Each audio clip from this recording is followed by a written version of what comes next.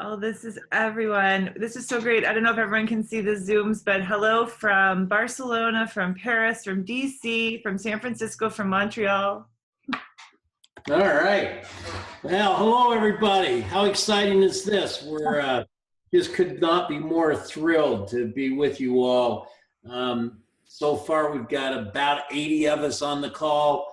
We're looking forward to spending some time today. For those that I have not met, this is Bill Adams. I've got with me Betsy Leatherman and Bob Anderson.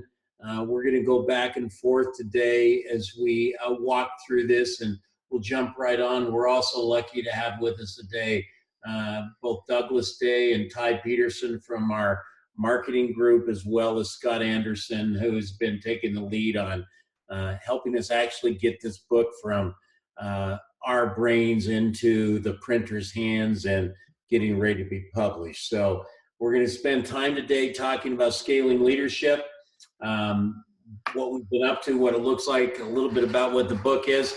Bob, do you want to go forward to that agenda for us? I'm trying to, Bill. There we go. Thank you, Bob. You know we're handicapped here today a bit because Bob's our technical guy. So you should all worry about that. We gave him, and we don't have dual clickers. In other words, I can't have any control on this, so Bob's in charge of that. And if we need to sanction, just send it to chat to Doug or Scott. So scaling leadership, we'll talk about that. We'll spend a little bit of time, probably about 15 to 20 minutes there. Once we've got through that, we'll take some time to open it up for questions, comments, answers. If we had any, we'd be happy to share those. And if we have any, we'll share them. Once we get through that, we're going to talk a little bit about how it is that we've been using both mastering leadership and scaling leadership has come together as part of our practice and and how we're growing our leadership business, development business, as well as how that's working inside the community. We'll share that. We'll talk about it. We'll spend some time going through that, comments, questions, etc. And then we'll end up at the very last here talking about some sale incentives. So that's the agenda for the day. Robert, why don't you jump in? So what we want to do here just is a kind of a brief overview of the book. In fact, we'll probably only cover a few frameworks in the first half of the book. And so these images are taken right out of the book, the black and white images from the book, so you get a sense for it. So we open with an introduction, and then we open with a chapter called, that really gets at this notion of scale and leaders being exposed at scale. And so with complexity increasing, and you all know that, you all know what that's about. This puts us in over our heads really, really quickly. I mean, you cannot not be in over your head right now as a leader. Bill and I talk about it all the time. As our business has grown, we're in over our head. So there's this gap, that's what we're called, the complexity is outpacing development. And so most leaders are in a development gap, meaning the context complexity is mismatched to the complexity of mind and heart that they're leading through. And so there's a developmental agenda right in the middle of that, a developmental challenge right in the middle of that. And you cannot not be exposed at scale. So what worked at one level of scale isn't going to work likely at the next level of scale. As the business grows and takes on more complexity, as the business context grows and takes on more complexity. But the beauty of this frame is that it's like no shame in that. How can you not be over your head? Welcome to the club. Let's get on with it. There's a developmental imperative right in the middle of leadership, and it's a spiritual boot camp, and it's a spiritual process. So when you step into a position of leadership, whether you know it or not, you're in a spiritual process of development. That's the frame we hold throughout the book. So the book is fierce in that it comes at, this is what works and this is what doesn't, and compassionate in that it holds a frame of, hey, you cannot not be here, so welcome to the club. I think that, and also, Betsy, I want you to jump in here because we're laying track here that's really, really important. couple of pieces in here to add to what Bob has just laid out on the development gap, and there is no shame in it. What we're after in here, the heart of being able to scale leadership and scaling leadership effectiveness in any organization, business, not-for-profit, et cetera, is that we want to change the notion that exists inside the world and inside organizations that development is a weakness. In other words, if I've got gaps, think about the word gap in and of itself. If I've got a gap, then obviously I'm less than, not enough. I've got more work to do. We want to change that notion to, well, we came into this world with a major development gap.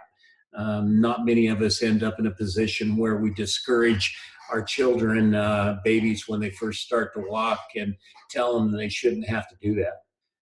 It's not important. The same thing applies to us as adults. How can we fully embrace the development that we're in a lifelong basis, because we're, as human beings, we're wired for growth. And we want to change that notion in our work. We want to embrace it, love it, be excited about it, know that it's part of who we are as human beings, and it's actually a gift. We talk about integral being authored by grace. The development that we each have is an opportunity to embrace in our lifetimes is a gift, and one that we need to be able to take full advantage of, and frankly be appreciative for, grateful for. We want to shift that. Let's look at the next slide, Bob. So I want to start out with, this is deceptively simple and nothing new. So there's not one of you on this call out of the 120 of us on here today that doesn't talk about in some way, some shape or another, self-team and organization. And what's become very clear for us is that, as simple as this is, as common sense, and in fact sometimes now overlooked, it's deceptively simple. Those domains of scaling leadership include leading self. We'll talk a little bit more about this briefly today. What it means to lead individuals, so leading self, leading individuals, leading groups and teams, and leading the organization. And of course, beyond that is community and globe. What it means to actually be a citizen of the world, a leader within this globe that is actually in need of it at this time. And we can't scale leadership or the impact that leadership has inside any organization, institution, society, ... without understanding fully that it starts with leading self. Self as project. It moves from that into, and it doesn't mean hierarchically, it means just that there's a sequential rhythm in this, to individuals, to groups or teams, and to the organization. Some of us are better at one of these than we are the others, but these are all the domains that are require of us as leaders to be effective within, in order for us to be able to scale leadership. Yeah, I have to just jump in. I'm smiling a bit. First, I have my notes with me because I was going to write down questions from the people listening. And as Bob started talking, I found myself writing down all of those things that we've talked about before. But there's something about hearing it again that helps just continue to peel our own learning around it. And the other thing, Bill, you mentioned, it's simple, not new, and very important to hear again. Just about an hour ago, I got a call from a leader who had their debrief, and they were really struggling with their feedback. And they have a session coming up next month, and the reason they got to me, the question was, how can I attend the session but not have to tell anyone about the feedback that I received or the growth that I have coming forward upon me? Because ultimately I said, well, why don't you want to share that? And they said, because I don't want to appear as weak. In their particular mindset and the way that they were approaching that, as if there was no appropriation for growth, that it wasn't something they ought to be doing, that they ought to be master of all of these domains. And it just struck me as I was talking with them, even though we deal with that every day for each individual person that deals with that, it is still complex, it is still challenging, and it is the work, the ongoing work. And I'm actually, I was smiling at the irony that I just had that call and now we're having this conversation. I wish I would have invited the person to the webinar with me. It would be great. So Thanks. let me just lay what we did out here for this book, the kind of foundation of the book. There's a lot that builds off of it, but we did a big research project, and I don't get into all the particulars of it, but we wanted to study our written comments. We got 1.5 million survey, 1.5 million surveys right now, most of which have written comments. How do senior leaders talk to other senior leaders when they're giving them feedback? Like, here's what you're doing that's working, here's what you're doing that's not working. What if we sifted our database and we really studied that? So that's what we did, and we separated out 4 segments. First half of the book, we work with 2 of the segments, then we bring in the middle 2 at the end. So we sampled for really high creative and low reactive. And on the other end of the spectrum, really high reactive and low creative, and you can see the difference in the profiles between these 2 groups. This is the aggregate profile for the high creative and the high reactive group of leaders. And then we sampled the comments and read the comments, and it just blew us away. So we don't really want to say a lot more about this. You can see how dramatically different these groups are. We sampled for that. It's not a surprise, but the comments and how differently these leaders were described was, we just we weren't planning on writing another book, and we said, oh, we got to write this up. So here. You had a question in here of how many surveys you said were in the database. Apparently you said both 1.5 million and 3 million. We're right at somewhere in the neighborhood of 1.5 million, give or take 100,000. So the 1.5 million figure is correct. And that's 150,000 leaders that are in the database currently and growing rapidly, and somewhere in the neighborhood of 1.5 million plus actual evaluators that have taken an assessment on the leader. Yeah, and so we obviously didn't read all those comments. We sampled, and the book gets into all that. We don't have time to get into the whole sample group and so on, but basically then the researchers did a content analysis, which counts how many times the key major themes that emerged in all this data, and then how many times it was mentioned or talked about in relationship to these 2 groups of leaders. And so the highest score you could possibly get here was normalized to 100. So the highest possible you could get would be 100. So if you look at that first score for creatives on the left, 79 is a really strong score, #1 of the top 10 strengths of the most creative and effective leaders. Was strong people skills. And on the right-hand side, the corresponding score was 28 points for strong people skills, a relatively low score for them. And then you can just look down the list and you can see how differently these groups are. So creative leaders, top 10 strengths, strong people skills, visionary, team builder, personal, approachable, leads by example, passion, driven, good listener, and so on. And 2.5 times, the scores on these were 2.5 times the high reactive group, 2.3. Major difference between these 2 groups. So Bob, I think it's worth just pausing here for a moment. Majority of the people on the call with us today, on the webinar today, haven't seen this data as it's starting to come out, but speak a little bit here. Bob, we were surprised by the data when we first dug into it. We all were, and then we were surprised by why we were surprised. So the first was, wow, this surprises us, and the second was we were surprised by why we were surprised. The surprise on this was that you look at those and it's pretty darn clear that everything on that creative side, leaning towards relationship, on the left-hand side of the leadership circle profile is what leaders say makes other leaders effective.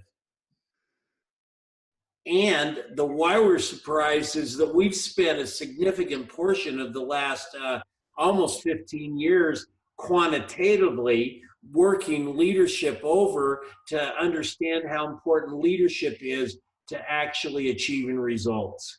And the more effective you are as a leader, the better results you're going to achieve. And as simple as that says, again, deceptively simple. And we'd spent so much time on the quantitative side that we hadn't necessarily paid attention to the rich data that exists on the qualitative side. And it is really, really, really deep and really rich. We define leadership in this book as scaling the capacity and capability of the organization to create what matters most. Scaling capacity and capability in the organization to create the organization of our aspirations. And so if you take a look at this list, what leaders are telling us is that in order to scale leadership in the organization, in order to scale capacity, creative capability, it takes people. You're in the people business, period, when you step into a position of leadership. And those strengths are what really define the difference between the most effective and the least effective.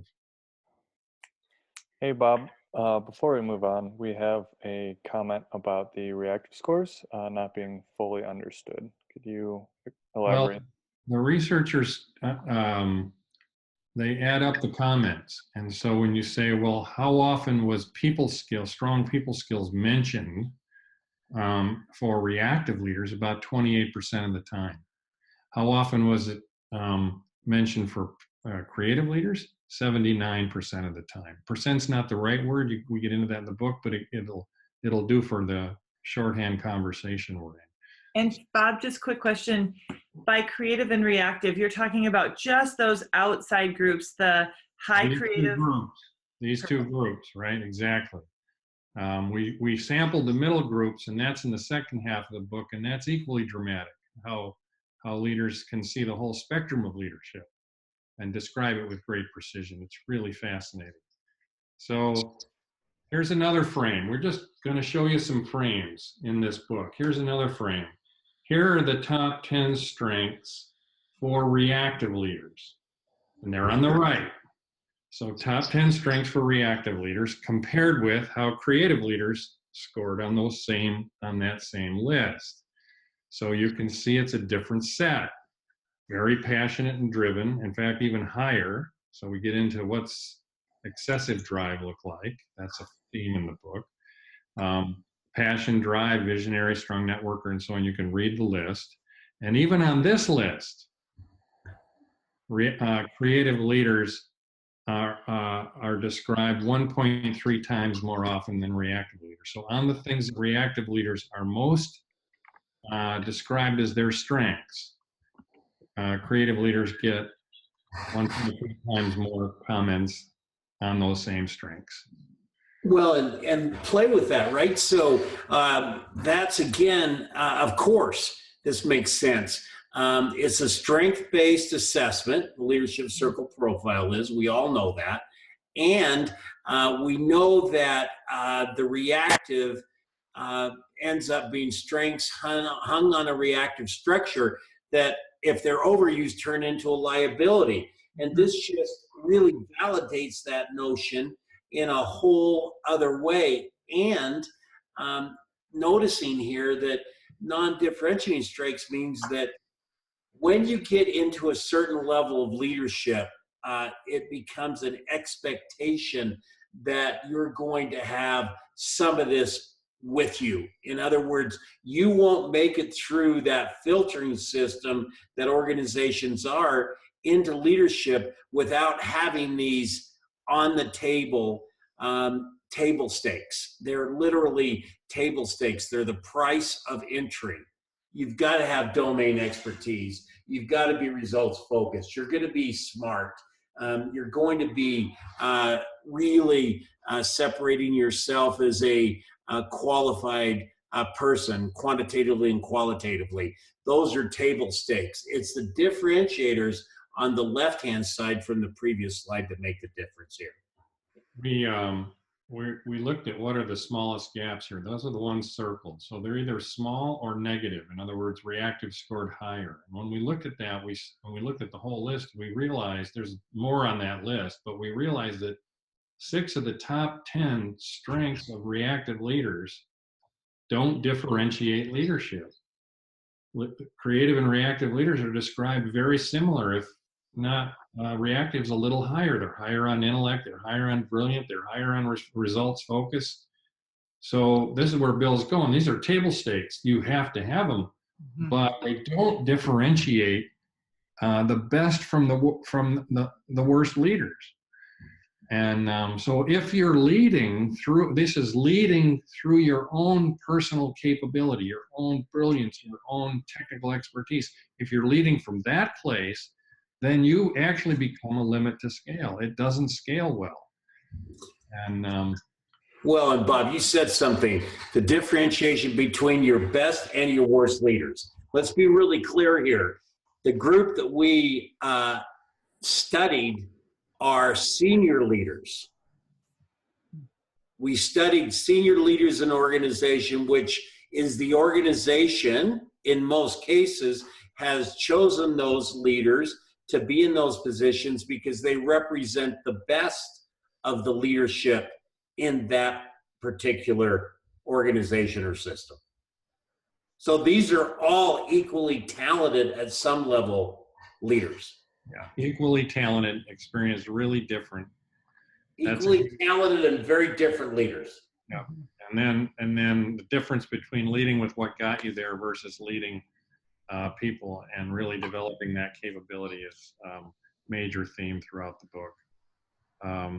Then we get into liabilities, and so this is the other side of it. What are the things that leaders do that where they get in their own way or cancel themselves out? And so these were the top 10 most described liabilities, and you can see the difference in the score. So reactive leaders way outscored, 6.5 times outscored creative leaders on these liabilities. In fact, there wasn't much in the liabilities comments, challenges and liabilities for creative leaders.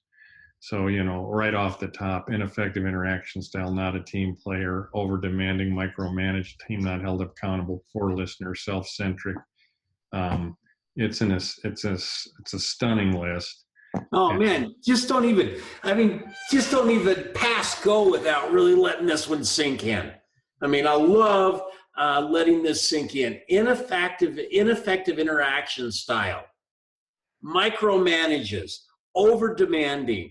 Now remember who these leaders represent. Senior leaders, top 3 or 4 levels inside of an organization. And these are all what we call diminishing, limiting liabilities. In other words, instead of increasing the capacity and the capability of the organization, it caps or decreases the capacity and capability of the organization or business to perform. That's the opposite of scaling. And that's the opposite of scaling. It's diminishment. Yeah. And all that builds toward a major frame. It's chapter 7, the canceling effect, which is when you look at the strengths of reactive leaders on the left and the liabilities on the right, they literally cancel each other out. It's a 1-to-1 correspondence. There's a total ratio of 1 liability to 1 strength. So you're net neutral here. So yeah, passionate and driven, but ineffective interaction style. Visionary, but not a team player. Strong networker, but doesn't develop the team. And technically really capable, but over demanding. Results focused, but micromanages. And so we all know the frame. This person keeps getting in their own way or can't get out of their own way or cancels themselves out. Well, when you look at just how the comment data came back, it's literally a 1-to-1 correspondence. And that whole notion of canceling yourself out falls in line with the thing that most of us, all of us, have seen way too often, which is a leader cancels himself or herself out by taking on one of those right-hand liabilities, and all of what it is they bring to the table goes literally by the wayside for a period of time. So there's an element of this in here that you get a magnifying effect when you're above or below the line in reactive and creative. And when you're above the line in creative, the magnifying effect goes something like this. He's not the best listener I've ever worked with, but I'll tell you what, he's the very best leader that I've ever had the pleasure to work for. Mm-hmm. So we have a tendency when we go above the line in creative to have the magnifying effect, amplification effect put us over. And people say, yeah, there's some things that he or she can work on, but there's no question they're amazing. That amplification works for the leader and the organization. It goes the opposite direction below the line. Oh, wow. You think they're not a very good listener. That just starts. That's just the start. Yeah. I just want to jump in here on the canceling effect. This concept, we've been testing it in debriefs, and people really get it when you ask a leader, so what are those things that you might be canceling yourself out on? They know. They go, oh gosh, when I do this, every time I do it, I just go, oh, I can't believe I just erased everything I did over here. At the self level, many understand that. When we ask it at the team level, like in an intact team session or something like that, the light bulb goes on and they all begin to look around thinking, oh, wow. So because we're on the leadership team and we've got these types of things, we could actually be canceling each other out. And the level of awareness, group awareness that begins to occur at that moment, and also a kind of we're in it together, everyone really recognizes it and it resonates. There's so much here. There's a ton of key messages. This is just a sample where we take the data, but it builds towards some very key frames like the canceling effect, like scaling capacity. What got you here won't get you there. One I really like is the Peter Principle revisited, because it becomes really clear, because these equally talented and highly talented groups, that there's a reframe on the Peter Principle, which is you're not reaching your level of competence. Incompetence. You're reaching your level of development. In other words, these are equally talented groups. Both are equally competent. They're not reaching their level of incompetence. You're reaching your level of development. And that's a major reframe, and it reframes the way in which we approach everything, really. Selection, development, everything. And so... well, the compelling nature of what for those of us that have a little more gray hair, potentially, used to play with inside organizations, when the comment would be made, he or she's Peter Principled out, was not what you consider to be an incredibly compelling notion, right? Oh, well, I've reached my highest level of competence, therefore that's as far as I ever go. Oh, great. Love that. Maybe I got another 20 years of that. That would be an awesome way to spend that life split in 20 years. Versus, I've reached a level of development that requires me to go to the next level of my own development.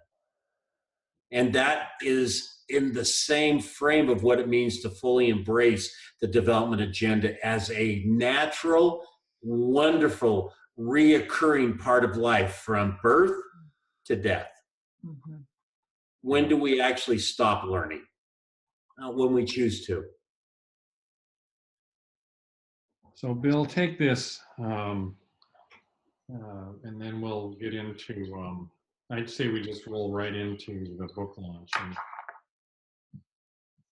So this comes right directly off the front slide or two around leading self, leading individuals, leading teams or groups, leading the organization, community, globe, etc. The only way that we know, or let me change that, one of the best ways that we've learned that you scale leadership is to be very clear that it happens in these areas. First, starting with self. And I frankly love this for me. I'm the project. And wow, do I ever get a perspective that I am my own project. I was telling someone today on a call, I think I'm more aware of how much I'm my own project at 63 than I ever was at even 45 or 50 or 55. And that project is ongoing. I can tell you that my lovely partner last night, Cindy, realized that I was my own project. I had a little bit of work to do. She said, wow, you're a little off tonight. Yeah, I'm my own project here. And thank you for the grace of being.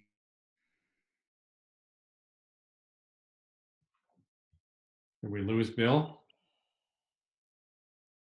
We might have lost Bill. Appears that way. Yeah, I think we may have. So Betsy, you want to roll? I was just going to say, you know, this whole notion of all things change when we do. And key theme here, we hit it really hard. The leaders we've seen that successfully transform their organization by scaling leadership start with themselves, and they do it vulnerably. So one of the frameworks that we work in this book throughout are what we call conditions for scale. What are the conditions that need to be in place in order for leadership to scale in our organization? And one of those conditions is what is radical humanity. Mm-hmm. And so going to your comment, Betsy, about leaders, that leader that said, well, I don't want to appear weak. I don't want to ask for help. I don't want to let them see that I have a development need. Well, that's where leaders that transform organizations start. Mm-hmm. That's well, am I back now, Bob? Can you hear me? Yeah. Perfect. So, you know, that I am my own project and what it means to be radically human, to be able to actually, and you'll see this in the book when you have a chance to read it, and we're excited about it, to actually accept and own my humanity and our unity in that humanity, that we all have it, and know what it means to be radically human, which makes us imperfect individuals, is part of owning that I am my own project. And then once you've got that, at least as your practice, your work, then you can really start to incorporate. You don't have to be perfect at it. You don't have to reach perfection in order to be a model, a teacher, or a leader. You have to be on the path. You have to be doing your work. And if we can get folks, including ourselves, to do the work, then the next piece out of that, and they can be done in parallel, is what it means to actually develop your team and the teams around you.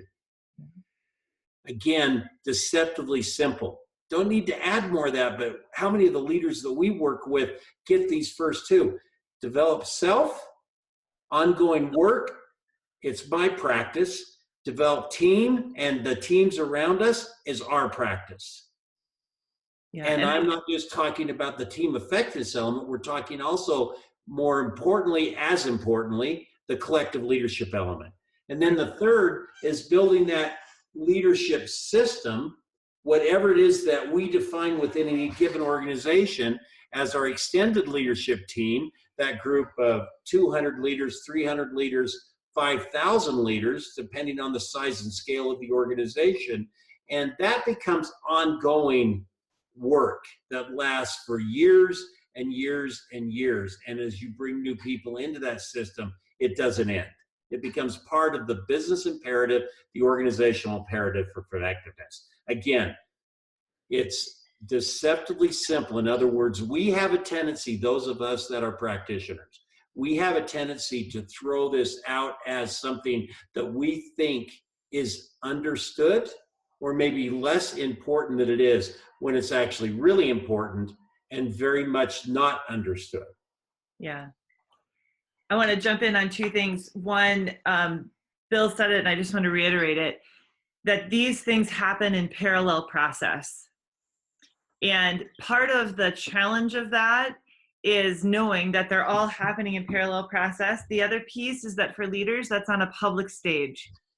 Everyone's watching everyone develop all at once in parallel. And just the simple complexity and challenge of that can often be daunting for our leaders. The other thing I would note is just remember that very first slide, and maybe Bob, you wouldn't mind going back to the developmental gap slide. That here where you've got current level of leadership consciousness, demand on complexity of mind, that is always getting higher. The volatility, uncertainty, complexity, and ambiguity in anyone's environment continues to rise. And so at the self, team, and organization level, this developmental challenge is always getting bigger, even as we come up. And Bill said to me last year, we were talking about a leader, and he said, just remember, that leader's job is to grow their team of leaders. Like, that is the job. And yes, there's technical things and domain things and vision and strategy, but their job is to grow their team of leaders. And this is the frame in which that takes place. Now, we're going to roll into sort of what we're asking of you, or asking you to consider. We've got considerable experience, and I'm going to have Bill and Betsy speak into this because they're dealing with it every day, but we have considerable experience of the mastering leadership, generating business for us, and we hear about our practitioners using it to generate business. We want to share some of that with you, and encourage you to use this book, because we think this book in combination, we think this book has actually more traction, especially with the way the endorsements came back and the enthusiasm in the endorsements. We think this book has more traction with senior leaders and CHROs and so on for building a case for, yep, we need to really get at this. And it's a long-term development project. So we just want to share that with you and encourage you to use the book to develop your own practice, or as an internal to use the book to further get jurisdiction for the development agenda that the organization's right in the middle of. So just as a way to jump into this, and we'll spend 5 minutes here, not 15, because we want to open up for conversation. The first thing on, frankly, this was for me when I went, and you all know this experience, I went through this deck and I came back at it another time early this morning. And what struck me early this morning, in fact, the sunrise this morning was like magnificent. It was one of those experiences that I was sitting here feeling blessed this morning as I was playing with this deck and looking at that sunrise. And the first elements that came out of this are these first 3 bullets on our experience. I would say this is a collective experience, not just within the leadership circle and full circle group, but also within our community, is that leadership effectiveness or leadership development as a business imperative is actually shifted again in the last 2 to 3 years, as in our experience. In other words, the conversations that we're in with our community and the ones that they're in, is that organizations and businesses are waking up to another level of this underutilized asset, that the return on investment, which are those leaders collectively, is not being taken advantage of. And that is a developmental issue. It's a legitimization of the developmental agenda as good business and not just altruistic and a nice thing to do. Quite frankly, it's an imperative. That shifted. So this conversation for us is completely changed in the way that we're having it now. And I'm sure some of you, or many of you on the call today, are having the same experience. Our sales cycles have shortened. Our ability to get to the decision makers has changed in significant ways in the last 2 years, because development of leaders and of the organization and of our people is a business imperative. Why would we not continue to invest in the most costly investment we already have. Mhm. That investment hasn't been taken advantage of in the way that it can. That's the first major element of experience. The second in here is that the leadership circle, and you'd expect that from us, right? Well, we can tell you several hundred more that it's the same for in their practice, which it becomes core to our work. In other words, it becomes a fundamental runway of which we're able to operate off of for many, many, many years. And we can come back to it. Now that we're starting to get leaders within the database that have taken their third profile, their fourth profile, we even have a number that are up to their fifth over a 10 or 12-year period of time. It becomes a marker of how is it that I'm doing and my commitment to my own development. And it gives us more runway to do ongoing work for many, many years and gives us continuity over time. It's becoming embedded in the systems in a way that it hasn't previously. That's the second. The third is this one notion that I started to mention in the second, which is it gives us a runway for ongoing work with our clients, whether we're internal practitioners or external, that we didn't previously have. And this is the counter to that. What we found now in the last number of years is that if we don't have the additional work in addition to the development work and the leadership circle, then we end up with a shorter horizon, and the leadership circle or the leadership development work that comes out of the assessment that drives the development revenue starts to diminish over time. So what we've learned in here is that we have to add to our work those areas that are going to shore up or even make the leadership circle and the development agenda of leaders more important. The rest of what we have here is self-explanatory. These three are key. Where those come out is back to self, team, and organization in this way. How is it that we're ensuring that leaders are effective? How is it we're ensuring that we have team effectiveness? And how is it that we're ensuring that the organization is effective?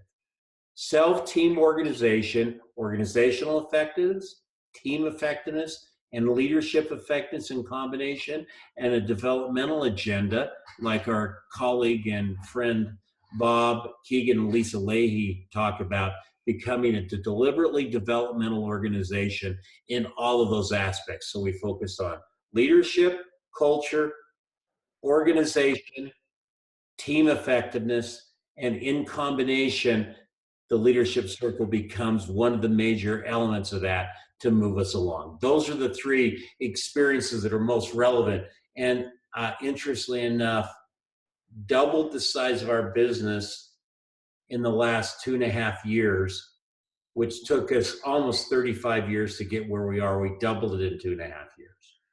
And it's off those three notions, those three areas. Betsy, what would you add there?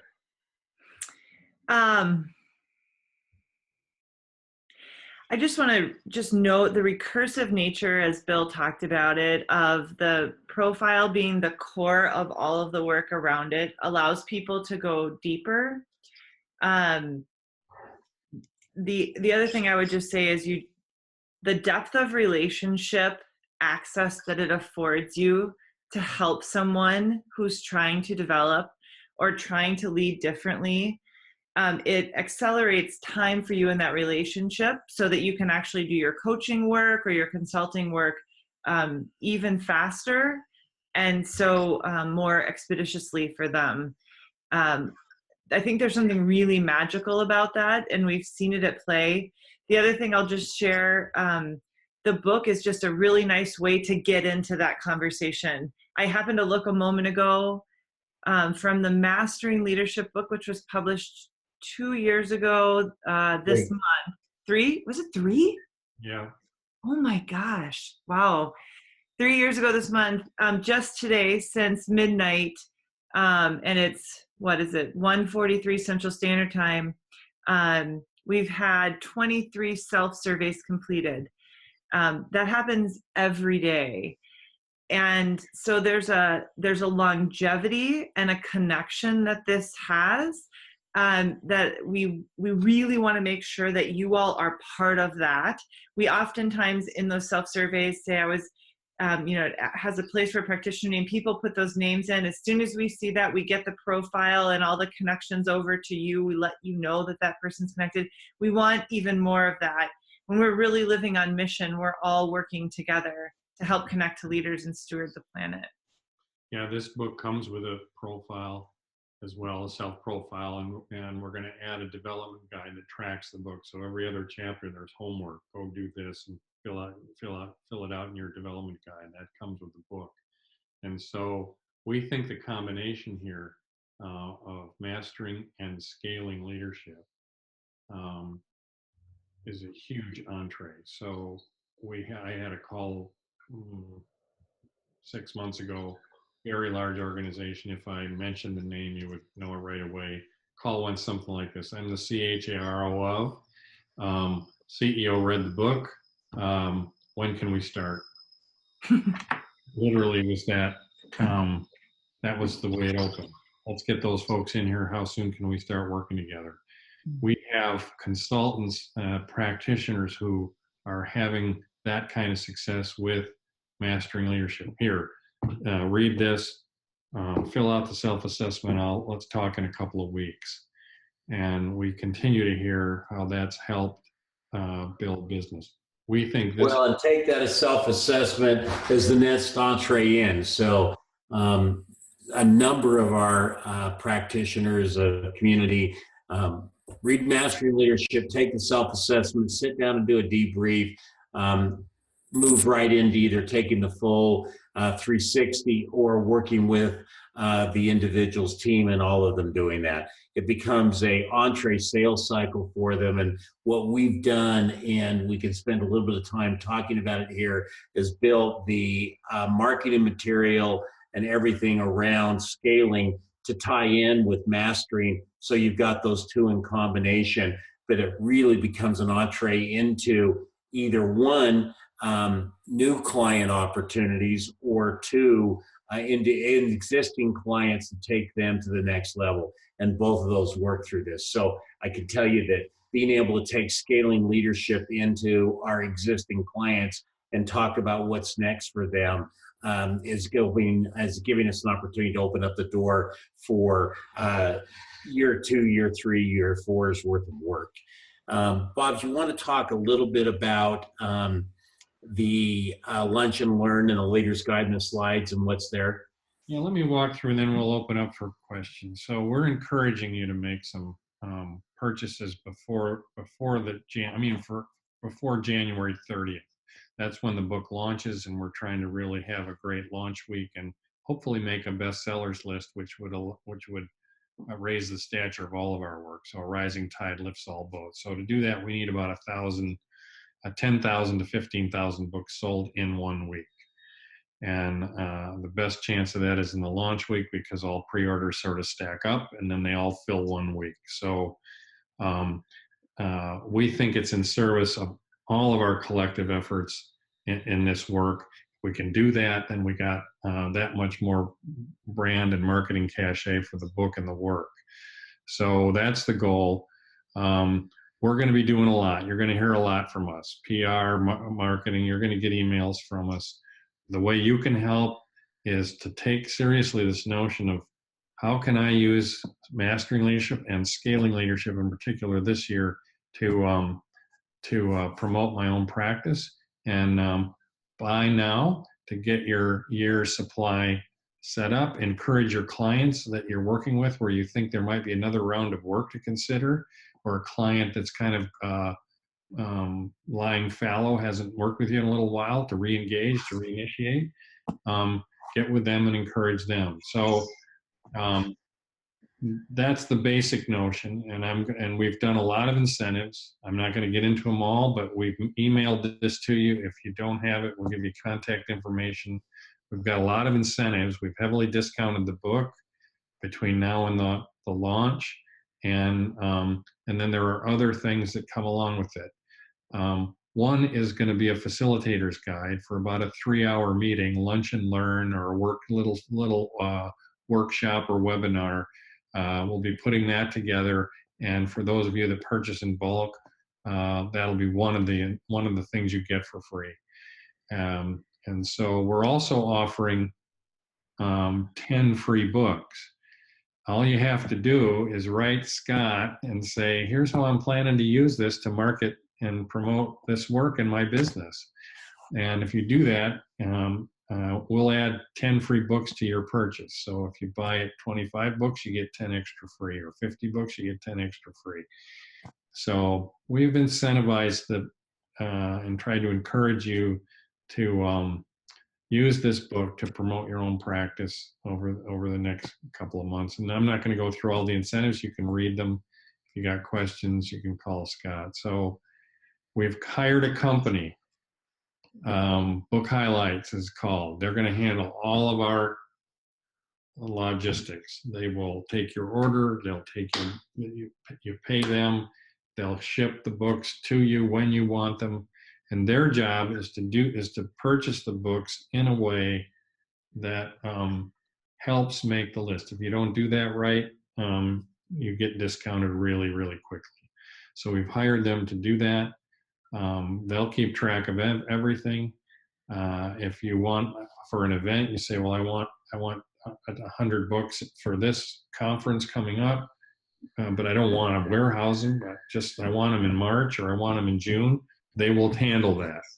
And so the contact information for getting in touch with people for that is if you're ready to make a purchase, Jenny at Book Highlights is the person. You just contact her, and she handles everything with you. Scott, if you got questions, call Scott. We also have galley copies. So if you want to read the book, it's an early draft. It's not a finished draft, but it's a draft. If you want to read it to get a sense for it, or give it to a client saying, well, they might be interested in it, just contact Scott. We can get you a galley copy. If you're considering a larger purchase, we really would love to do that. So, and then there's other information which we've sent out to you and we'll continue to send out for covering all these incentives and stuff like that, including one you can give to a client, which is that Scaling Leadership for Leaders link. And so we've tried to set this up to really be a partner with you, support you in growing your practice.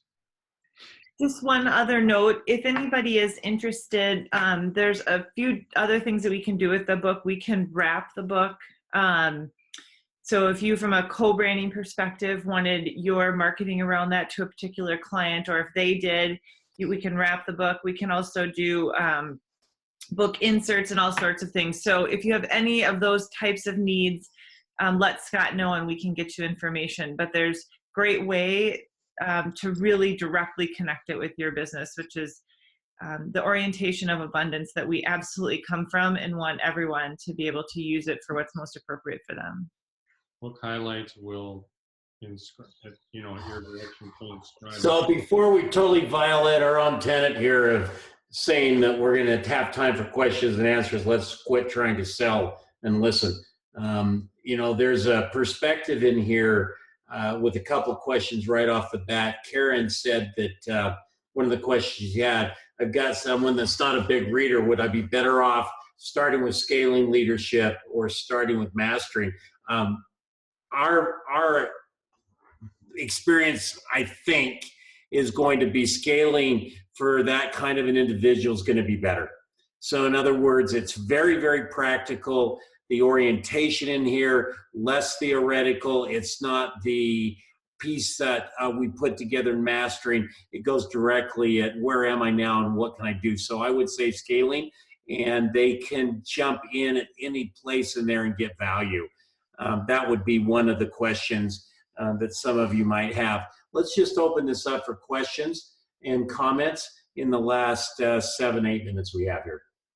I would just like to point out, we did have a question. It is Jenny at Book Highlight and not Book Highlights. That is the correct email address. Also, I'll answer Al's question here. A book wrap you can take. Does anyone have their galley copy that you could hold up?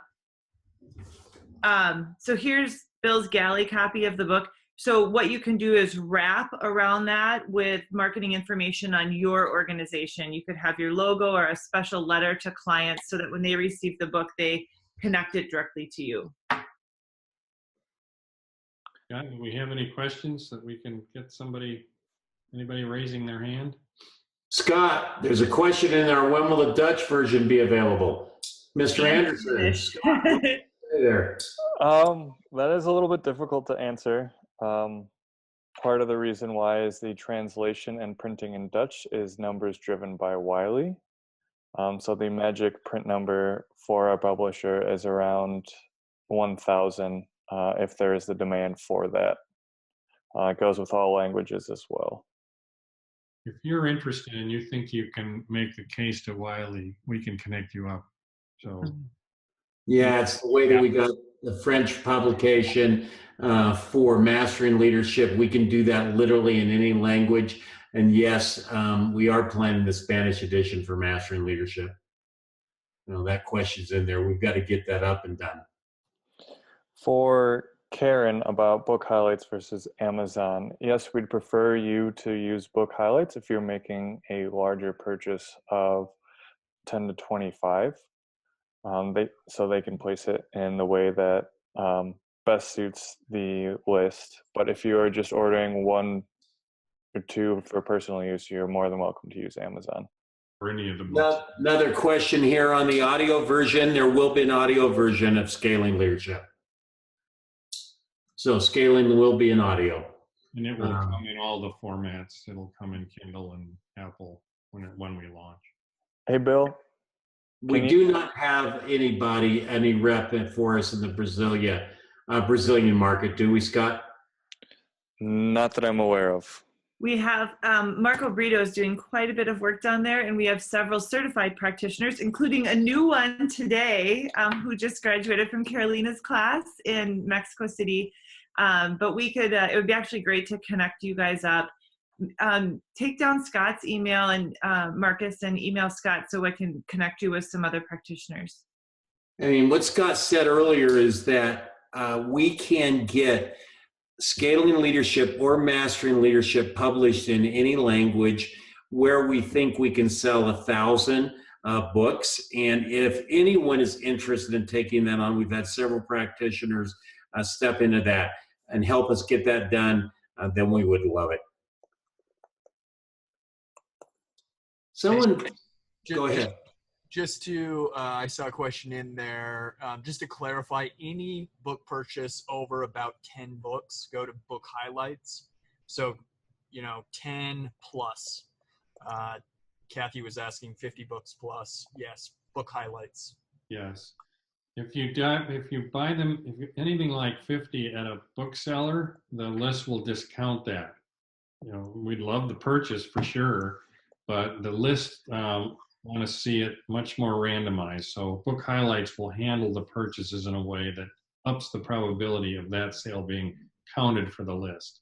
And it's better for you with all the incentives that we have going. It's better for you to go through Book Highlights at those larger volumes.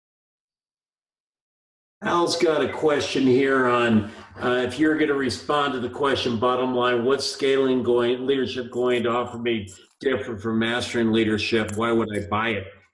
Here's bottom line from my perspective. Scaling Leadership goes very clearly at what it is that other leaders, those other leaders around, have seen in me or in other leaders that make them effective, and gives us very tangible perspective and direction on that. What makes a leader effective as seen by those that work for him or her? and by the other leaders that they come in contact with. That's one.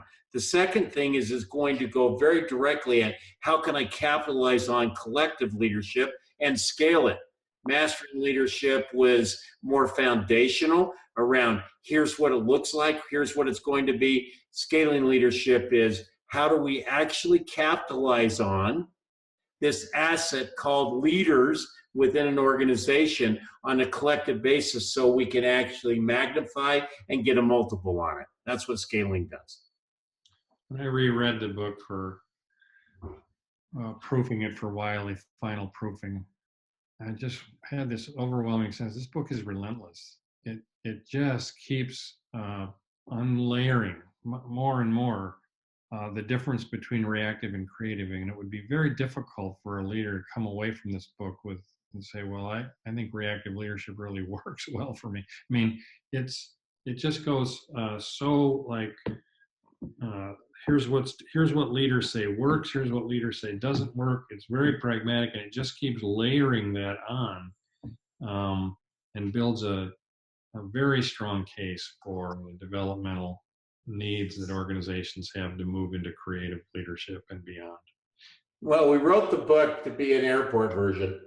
Mm-hmm. And quite honestly, I don't have a copy of Mastering in here because I'm in a move, but if you look at this book in contrast to Mastering Leadership, big difference. We're talking about not quite less than half the size, but close. It's really compact and jam-packed. And, humbly, we're way curious. We don't know how it's going to be received. It's been received very, very well thus far. So we're right up against the hour. We've been on for a full hour. Absolutely incredible having you all here. 100 of us are still on together. Thank you so much for taking your time and attending today. We really, really appreciate it. Appreciate the good work you're doing in the world and the support that we feel that we receive from all of you, and the hope that we're giving that support in return, and appreciate you being part of this community. We'll say goodbye for now, and thanks so much. Take care, everybody. Thank you, guys. Bye. Bye.